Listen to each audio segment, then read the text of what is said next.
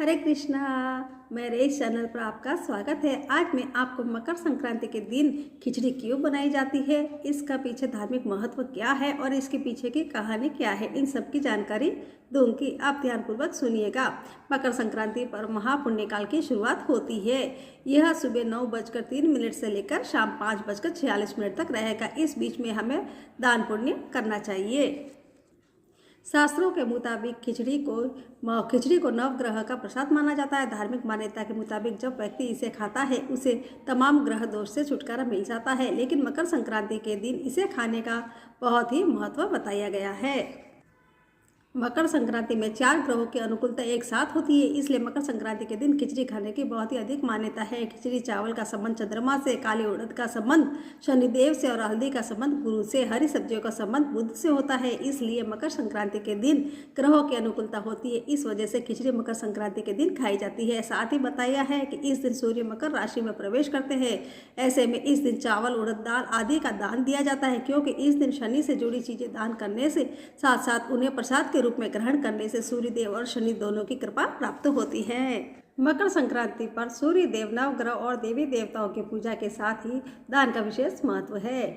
मान्यता है कि इस दिन किए गए दान धर्म से कई गुना अधिक पुण्य की प्राप्ति होती है। मकर राशि पर खिचड़ी खाने और दान करने का भी विशेष महत्व बताया गया है। अब इसके पीछे की कहानी क्या है वह सुनाती है।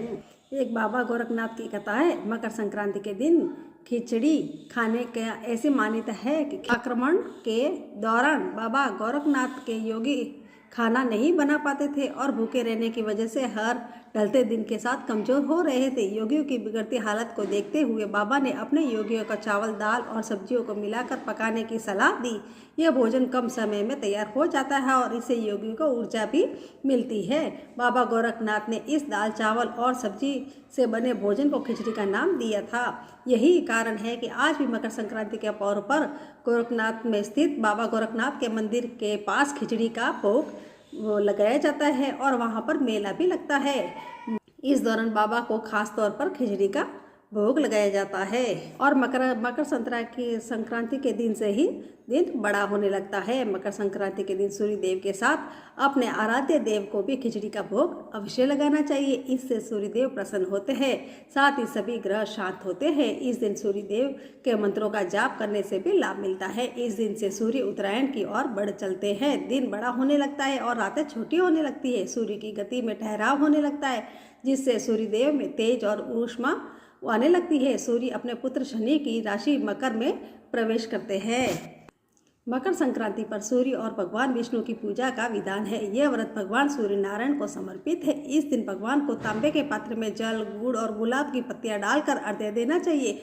गुड़, तिल और मूंग दाल की खिचड़ी का सेवन करें और इन्हें गरीबों में बांटें। इस दिन गायत्री मंत्र का जाप करना चाहिए और उस दिन जो भी हम दान में वस्तुएं देते हैं उस दान का हमें सूर्य भगवान के सामने संकल्प करना चाहिए। इस प्रकार मैंने आपको खिचड़ी की महत्व और धार्मिक मान्यता के बारे में और इसकी कथा सुनाई है। हरे कृष्णा।